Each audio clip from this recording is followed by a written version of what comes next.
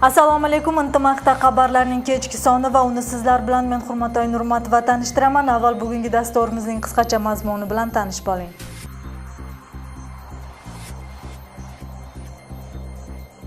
Prezident saylovini 15-oktyabrda o'tkazish qarorini parlament komiteti yoqtirdi.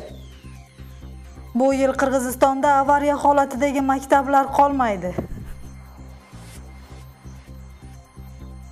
Batkenning Oqturpoq qishlog'ini suv qoplash xavfi bor.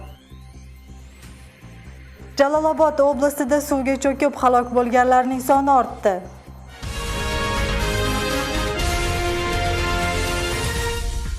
Prezidentlik saylovini 15-oktyabrda o'tkazish qarorini parlament komiteti yoqtirdi. Konstitutsiyaviy qonunlar, davlat tuzilishi, sud huquq masalalari va Jo'g'org'i Kengash reglamenti bo'yicha komiteti prezidentlik saylovini tayinlashga bog'liq qonun loyihasini qabul qildi. Unga ko'ra prezident saylovi joriy yilning 15-oktyabriga belgilandi. Bundan tashqari bu hujjatga hukumatga, davlat organlari va muassasalarga saylov o'tishini ta'minlash bo'yicha bir qator topshiriqlar yozilgan. Konstitutsiyaga ko'ra Jo'g'org'i Kengash saylovga 4 oy qolganda prezident saylovini tayinlashi kerak. Bu yil Qirg'izistondagi avariya holatidagi maktablarning barchasi yangilanadi. O'lka bo'yicha umumiy 101 maktab qurilsa, uning 48i joriy yilda bitiriladi. Shu bilan birga avariya holatidagi kelgan 12 maktab to'liq ta'mirdan o'tkaziladi. Shunda prezident Almazbek Atambayev bilan Qirg'iz hukumatining bu yil bergan va'dasi bajariladi. Tabiiy ofat sababli yaroqsiz holga kelgan maktablar nima bo'ladi? Muxbirimiz qiziqib ko'rgan.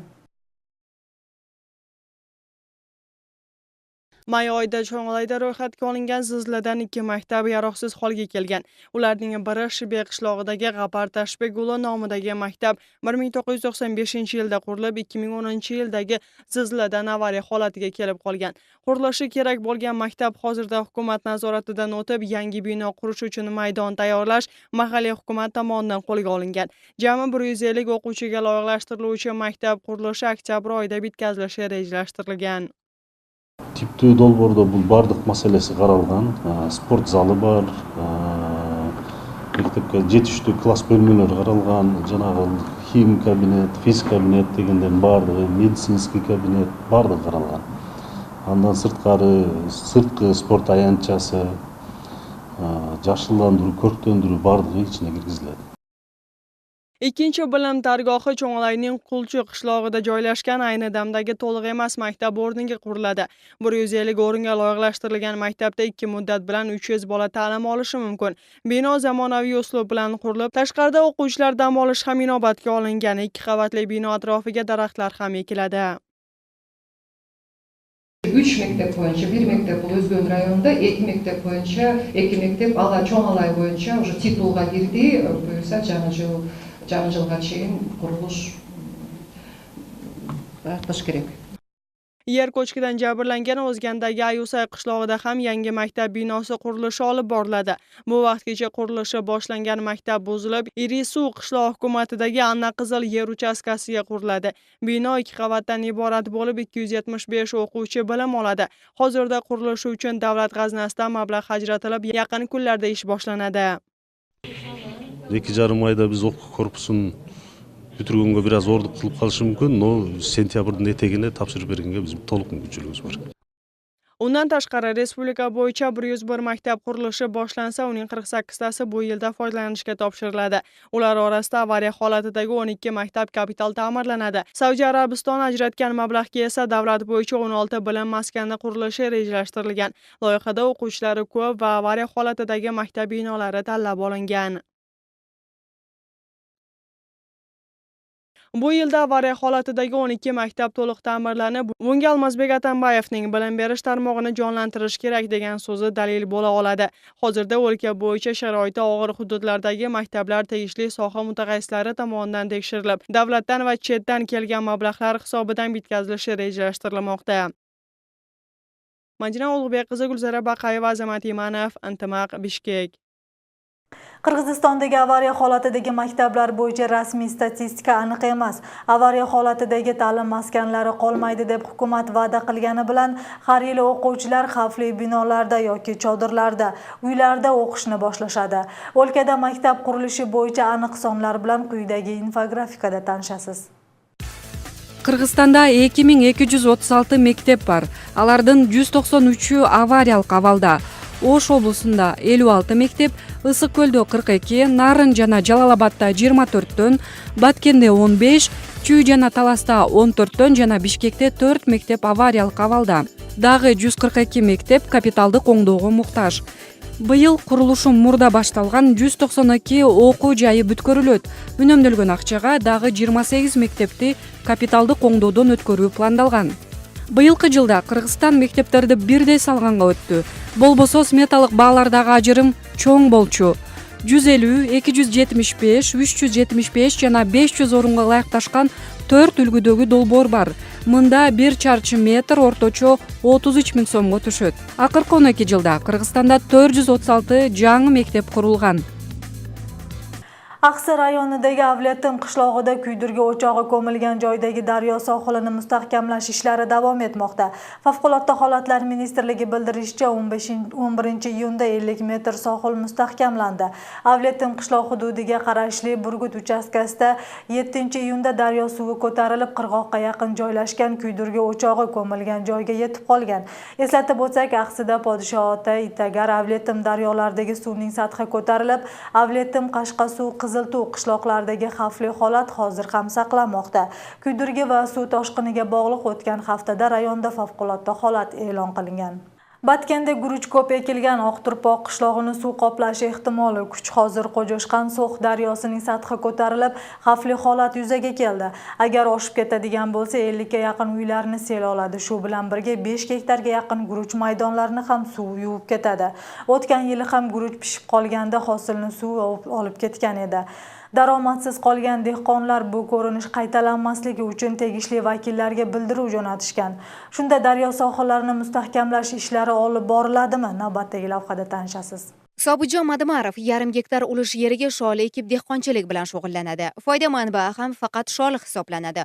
Hosil mo'l bo'lishi uchun ham yaxshi qaraydi. Ammo oxirgi 2 yildan buyon hosil natijasi nochor. Sababi sholi maydonlari Qo'jashqan So'x daryosiga yaqin joylashgan. Suv esa o'z sathidan ko'tarilib, ekinning 50% yuvib ketdi. Joriy yili ham ekinni suv qoplash ehtimollari yuqori. Turib 5 gektarga yaqin olib ketdi. Var, shundan bizni tikdegan o'zlar o'shal guruchda.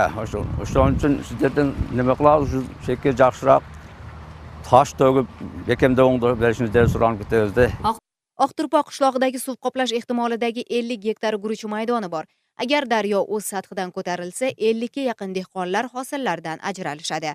Ya'ni 20 tonnaga yaqin guruch yig'ilmay qoladi. Shuning uchun dehqonlar bularni oldini olish kerak deb ta'kidlashmoqda. Bundan tashqari turar uylarni ham suv qoplash xavfi bor. Agar suv qoplasa 56 ta uyga zarar yetadi. Shunga bog'liq oqturpoqliklar tegishli joylarga murojaat qilishgan. Buning asosida favqulodda holatlar ministrligiga Qo'jashqan So'x daryosining qirg'oqlarini mustahkamlashmoqda.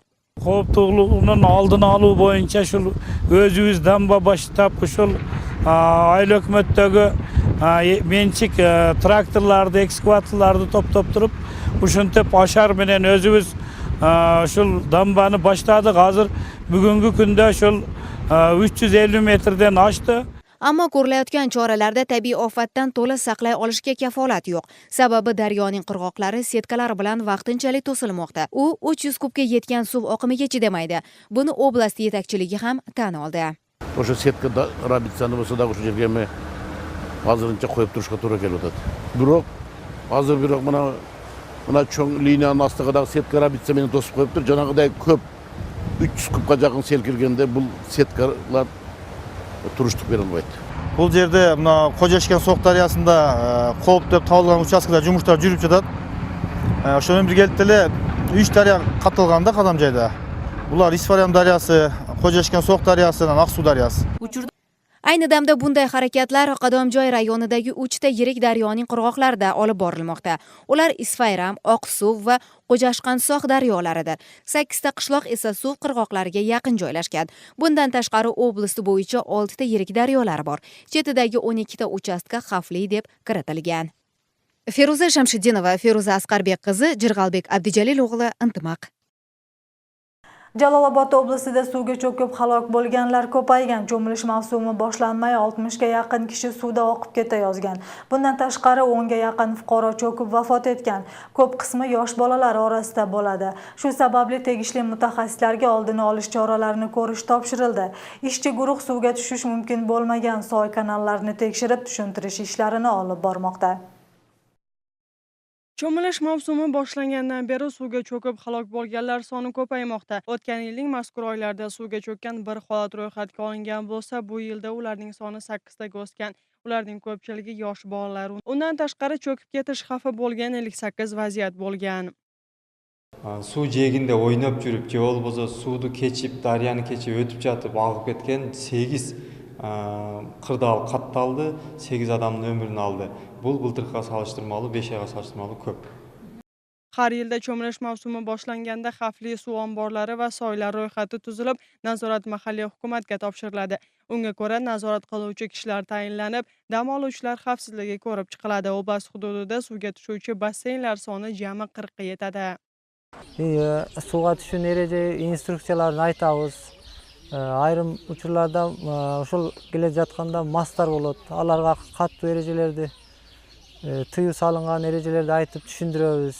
Suvga cho'kishni oldini olish bo'yicha Jalolobod oblasti ichki ishlar boshqarmasi kuchatilgan tartibda ishlaydi.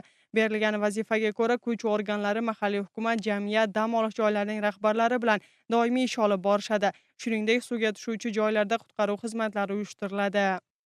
Ko'llarda, lagerlarda, baseynlerde atayın reyt жүргүзүшөт. Участкалар, жаш өспүрүмдөр менен иште инспекциялар алар ошо жайкы мезгилинде көзөмөлгө алышат.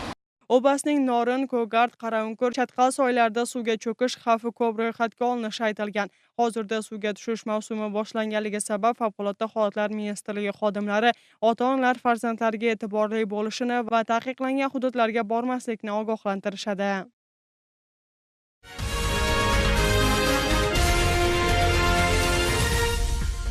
Dasturimizning ikkinchi qismini boshlaymiz. Avval uning qisqacha mazmuni bilan tanishtirib o'taman. Yangiliklarni esa reklama va e'lonlardan so'ng davom ettiramiz. Biz bilan birga bo'ling.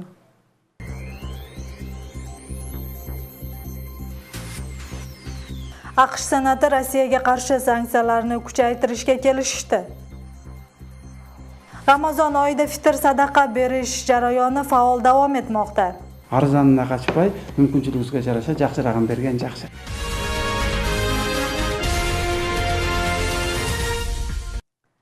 Dasturimizni davom ettiramiz. O'shdagi Ayarbola reabilitatsiya markazi yordamga muhtoj. Bino chorak asr avval qurilgan. Undagi 2 xona avariya holati sababli yopilgan. Qolgan xonalarda ham tegishli sharoitlar yo'q. Eskirgan binoda bemorlarni sog'aytirish uchun hech qanday uskunalar o'rnatilmagan. Biroq markaz tug'ma shol va imkoniyati cheklangan bolalarning sog'ligini qayta tiklash uchun ishga tushirilgan. Markazning hozirgi holati va sharoitini kimlar yaratadi? Muxbirimiz hikoya qiladi.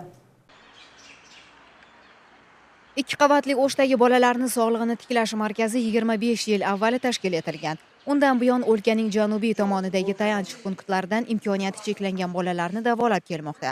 Markaz O'sh, Jalolobod va Botken oblastlarida faqat bitta.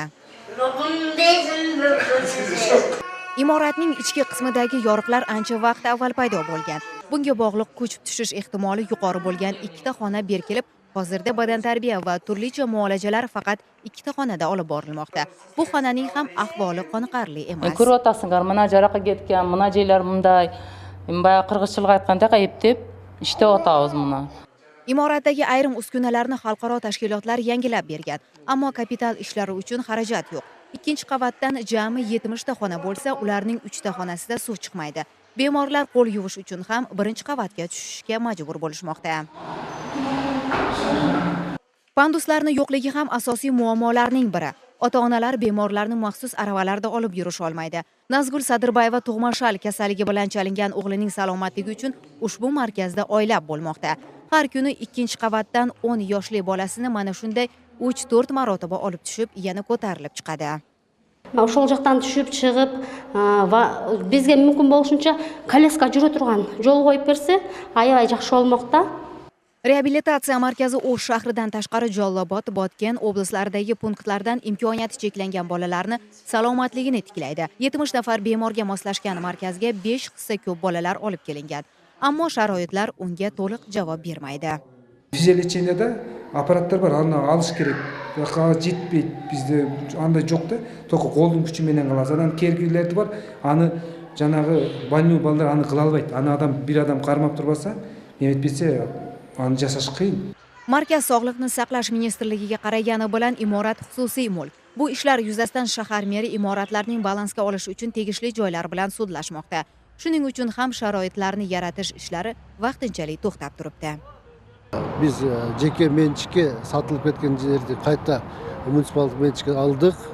Biroq ошол жеке менчик алган адамдар компенсация төлөп беребиз деп бизге сот көрүп атат. Бундагы биз азыр сот аркылуу чечебиз. Оң жакка чечилип кала турган болсо, сөз түрдө Ош шаарына өткөрүлөт дагы бүтүндөй мекемени ремонттоо, капиталдык ремонттоону өткөрүү, оңдоп түздөө иштерин Ош шаары мэриясы колго алат. Mustaqil harakatlanishda imkoniyati cheklangan bolalarni reabilitatsiya qilish markazining mutaxassisi davlatdan va xalqaro tashkilotlardan yordam so'raydi. Imoratni kapital ishlariga va yoki zamonaviy markaz qilish uchun yirik mablag' sarflanadi. Shuningdek, so'nggi rusumdagi uskunalar bilan ta'minlash ham zamon talabidir. Qirg'iziston qamoqlarida ekstremizm va terrorda ayblangan 185 kishi bor. Huquqni himoya qilish organlarining ma'lumotiga ko'ra, Iroq va Suriyadagi diniy radikal urushlar qatoriga qo'shilgan qirg'izistonliklarning soni 500 dan ortadi. O'sh shahridan 160 dan ortiq kishi Suriyada ekanligi aniqlangan. Shu sababli yoshlarni salbiy diniy oqimlardan uzoq qilish harakati ko'rilmoqda. Bu bo'yicha Alimbek Dadqa hududiy kengashida tushuntirish ishlari olib borildi. Bugun o'lkada yana qanday voqealar bo'ldi, navbatdagi rubrikada ko'rasiz. O'shning Alimbek Dadqa hududiy kengashi yashovchilari diniy ters oqimlarga qarshi tadbir o'tkazib, terrorizm va diniy ekstremizmni oldini olish masalalari muhokama qilindi. Shuningdek, yoshlarga tushuntirish ishlari olib borilib, bayonot o'qildi. Tadbirga Alimbek Dadqa hududiy kengashining yashovchilari, din vakillari va O'sh shahar ichki ishlar boshqarmasi xodimlari ishtirok etishdi. Hududiy kengashda bu kungacha Suriyaga ketganlarning jami soni 25 ga yaqin. Muhokamaga ularning yaqinlari ham taklif etilgan. Endi har juma kuni masjidlarda tushuntirish ishlari olib borilishi aytildi. Qanday maqsad менен иштерди алып барып атышат. Ошол чечакта жүргөн ошол балдар болобу, ошо туугандарынын адашып башка жактарга кетип, Сирияга кетип калбашы үчүн биз ар бир үйгө ошо түшүндүрүү иштерин жүргүзүп атабыз.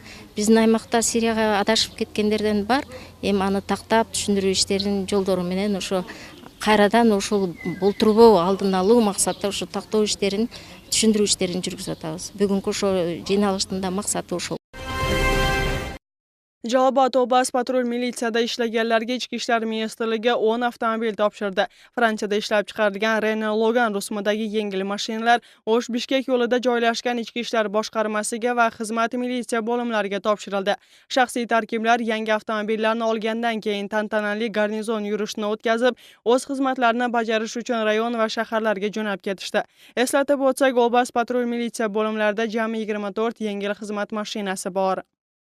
Трассада жайгашкан шаар райондорго жана өзүбүздүн областтык ички иштер башкармалыгынын патруль милициясынын штабына берилет. Булар жол коопсуздук кызматы максатында гана бизге пайдаланууга иштетебиз бүгүнкү күндө.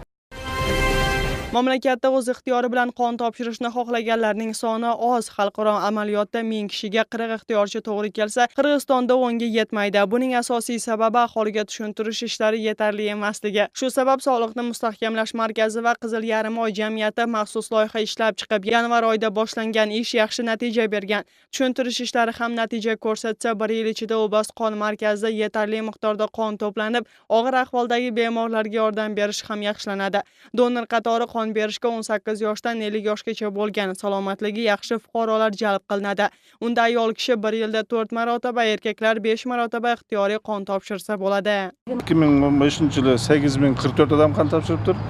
2016-yili 7466 odam qon topshirdi. Birinchi kvartal 17-yilga 2105 odam qon topshirdi. 14-iyun Butunjahon donorlar kuni. Unga ko'ra Jalobod shahrida ham maxsus tadbir o'tkazilishi arafasida. Unda Jalobod oblastidagi 40 faxriy donorlar taklif etilib, faxriy yorliqlar, minnatdorchilik xatlari va sovg'alar topshiriladi. Tadbir taqdirlash marosimi bilan boshlanib, konsert dasturi taqdim etiladi. Донор деген өзүнүн жанындагы, канындагы аябаган патриот, боорукер адам деп эсептейбиз. Себеби бул азыркы бейпил учурда кан тапшырып бирөөнүн өмүрүн сактап калуу деген бул өтө чоң эриндик деп эсептеймин. Taniqli teleoperator, ustoz jurnalist Tayir Tursunaliyev tirik bo'lganda bu yil 54 yoshga kirar edi. 3 yil avval shu kuni yurak xastaligi sababli vafot etgan. U o'lkadagi birinchilardan bo'lib kamera ushlab tasvirga olgan operator qatori tanilgan. O'tgan vaqt oralig'ida Qirg'izistondagi taniqli tasvirchi jurnalistlarni tarbiyalab, ustoz qatori ko'plagan yoshlarning esida qoldi. Intimaq telekanalini tashkil bo'lishiga hissa qo'shgan Tursunaliyevning mehnati va erishgan muvaffaqiyatlari to'g'risida navbatdagi lavhada so'z bo'ladi. 2010-yilning yoz mavsumida tasvirga olingan yodda qoluvchi kadrlarni Qirg'iziston telekanallarining ko'pchiligi bir necha kun efirdan bergan. Videoda O'shning faxrli insonlari 2 millat vakillarini birdamlikka targ'ib qilgani aks ettiriladi. Bu kadrlar ulug' ustoz Tayir Tursunaliyevga tegishli mehnat.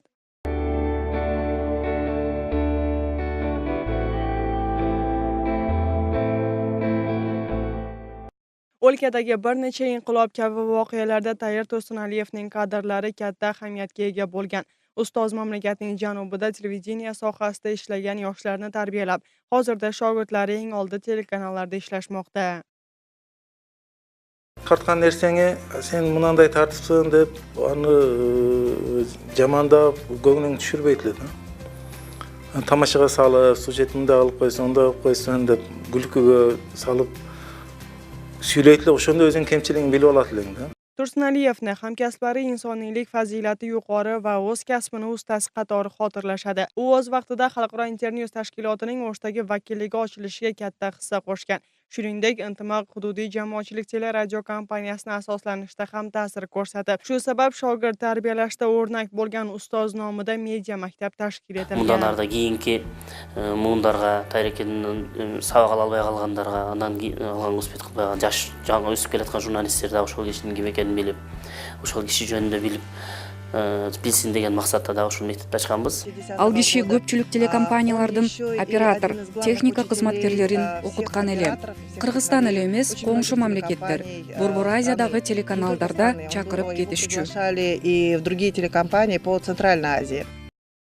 Operator kasbiga ko'ra har doim kadr ortida qoladi. Biz esa dunyoni shu insonlarni ko'zi bilan ko'ramiz. Tayir Tursunaliyev o'z o'quvchilariga yaxshi kadr olish uchun uni yashab o'tish kerakligini o'rgatgan. U o'z shogirdlarini o'zining namunali yurish-turishi, qilgan mehnati va asrlar davomida saqlanib qoluvchi kadrlari bilan tarbiyalagan. Madina Ulug'bek qizi Begim Ayasanova, Azam Buzrikov, Intimaq. Ramazon oyida beriladigan fitr sadaqa oblast va shaharlarning masjidlarida yig'ilmoqda. Unda fuqarolar qabul qilingan miqdorda imkoniyatlarga yarasha pul berishmoqda. Fitr hayit namozi o'qilguncha yig'ilib, summasi aniqlangan. Yig'ilgan mablag' esa har yili kam ta'minlangan oilalarga berilgan. Bu yilgi fitr sadaqani O'sh oblasti va shahar qoziyati qanday bo'lishtiradi? Muxbirimizning lavhasida ko'rasiz. Bu yilda Ramazon oyi may oyining oxirida boshlanib, musulmonchilikning farzlaridan biri bo'lgan fitr sadaqa berish amalga oshmoqda. Buning uchun har bir masjidlarda maxsus qutilar o'rnatilib, fitr sadaqa berishga fuqarolar faol ishtirok etishyapti. Uning miqdori bozordagi mahsulotlarning o'rtacha narxiga qarab masjidlar tomonidan belgilangan. Ramazon oyindagi orozo bitirden ölçümü buğday bahası menен 30 so'm, undun bahası menен 35 so'm. Arpanın bahası menен 48 so'm. Meyiz bahası menен 368 so'm. Kurmanın bahası menен eseptelgende 380 so'm. Musulmonlar bundan o'zlari xohlagan miqdorni tanlab olishi mumkin. Din vakillari esa muhtojlarga ko'proq yordam berish maqsadida imkoniga qarab eng yuqori narxda fitr sadaqa berishni taklif etishadi. Ramazon oyida berilgan sadaqa savobi boshqa oylarga nisbatan ko'p bo'ladi. Shuningdek, dinda fitr sadaqa kishini fojia kasalliklardan saqlashi aytilgan. Osmondan yerdan bo'lib turgan bala qirsiqlarni da Alloh taolo ne qilar ekan, sadaqatlar bilan to'sib qaytaradi-da. ошого Рамазан айында көбүрөөк садака берип, ошо орозо фитир бергенде дагы өзүбүз жакшырагын тандап алып, арзанына качпай, мүмкүнчүлүгүбүзгө жараша жакшырагын берген жакшы. To'plangan fitr sadaqalar masjid va muftiyatdan tashkil etilgan komissiya tomonidan hisobga olinadi. Yakunida har bir hududda pulning 50% rayon oblast qoziyotlariga va muftiyatga ajratiladi. Ular pullarni boshqa yordam so'rab murojaat qilganlarga bo'lib berishadi. Qolgan 50% hududlarda ro'yxatga olingan kam ta'minlangan oilalarga beriladi. Masalan, O'sh oblasida fitr sadaqa ochiq oydin ajratilishi uchun masjid imomlari har bir oilaning ijtimoiy vaziyatlarini tekshirib chiqishi aytildi. Ал оорукчанбы, же майыппы, же ушундай баласы көппү, жетимби ошолорго карап туруп, биз өзүбүздүн ушу казыяттын кызматкерлеринин тарабынан канчалык деңгээлде бөлүшүбүз керек, аны биз адилеттүү түрдө карап бөлөбүз да. O'sh shahar qoziyatiga esa yordamga muhtoj oilalar o'zlari xat tariqasida murojaat qilishmoqda. Imomlar ular orasidan shaharda ro'yxatga turganlarga qarab mablag' ajratishadi. Undan tashqari yer ko'chkidan jabrlanganlarga va mehribonlik uylardagilarga ham yordam berish taklifi aytilmoqda. Tashabbuslar fitr sadaqa to'plangandan keyin ko'rib chiqiladi. Анан кээде бир адамдар бар да, жалган эле бир өзүнү оорукчан көрсөтөт. Андалар көп эмес. Masalan bir ayollar var, gözünü tosup alıp, gözüm görmeyip, içine deyip, gözünü açsam gözü var. Uşunlardan katlar. Biz aşılarda kıldat iyilikte menen. Biz bu har bir to'xtovlarcha o'z esine jetse degan maqsadda ushul ishlarga baradamiz. Ta'kidlab o'tsak, fuqarolar fitr sadaqani Ramazon hayit namozi o'qilgunga qadar berishi kerak. O'tgan yilda eng ko'p O'sh shahrida to'planib 1 million so'mdan ko'p mablag' barcha ijtimoiy kam ta'minlangan oilalarga bo'lib berilgan. Madina Ulug'bek qizi Nurjamal Barg'abayeva, Argan Qalbeguli, Intimaq. Dasturimizda xalqaro yangiliklar bilan davom ettiramiz. AQSh Senati Rossiyaga qarshi sanksiyalarni kuchaytirishga kelishdi. Panama Xitoy foydasi uchun Tayvan bilan diplomatik munosabatini uzdi. Oldinda mana shu xabarlar bilan xalqaro yangiliklarda tanishasiz. Senatda respublikachilar bilan demokratlar erishgan kelishuvga ko'ra Rossiya AQShning o'tgan yilgi prezidentlik sayloviga aralashgani sababli yangi sanksiyalar qabul qilinadi. Ukrainadagi agressivga bog'liq bu vaqtgacha kiritilgan sanksiyalar qonun orqali mustahkamlanadi. Senatda erishilgan kelishuvga ko'ra Rossiyaga qarshi yangi sanksiyalar inson huquqlarini buzgani, Suriya prezidenti Bashar Asadning hukumatini qurol bilan ta'minlagani uchun kiritiladi. Qonun loyihasi joriy haftada kuchga kirishi kutilmoqda. Bu orada AQShning apellyatsiya sudi prezident Donald Trampning 6 o'lkaning fuqarolarini kirishini taqiqlagan farmoni bo'yicha avvalgi qarorni o'z kuchida qoldirdi. 6-martda chiqqan farmon asosiga ko'ra musulmon o'lkalari Eron, Livan, Somali, Sudan, Suriya va Yamanning fuqarolari kirishi taqiqlanib, Oq uy buni terrorizmni oldini olish maqsadi bilan tushuntirgan. Trampning bu farmonini bosh qonunni buzish qatori sifatlashib, konstitutsiyada qaysi bir diniy ishonchga ortiqchilik berilsa, boshqalariga zarar ko'rsatishi to'g'risida ogohlantirishgan. Panama hukumati birgina Xitoy bor, Tayvan uning bir qismi hisoblanadi deb bildiruv qilgan. Bunday qadami bilan Panama Tayvanning mustaqilligini tan olmasligini ko'rsatib, Xitoy tomonni qo'lladi. Shunday qilib Tayvanni mustaqil davlat qatori tanigan o'lkalarning soni 20 ta bo'lib qoldi. Tayvan esa Xitoyning haqiqiy hukumati o'zlarida joylashgan deb hisoblab, Pekin boshqaruvidagi Xitoy Xalq Respublikasini 1950-yili tugagan fuqarolar urushi vaqtida kommunistlar tomonidan bosib olingan hudud qatori ko'rsatishmoqda. Bugun muxbirlarimiz tomonidan tayyorlangan xabar va lavhalar mana shulardan iborat. Tuningiz osuda o'tsin, xayr omon bo'ling.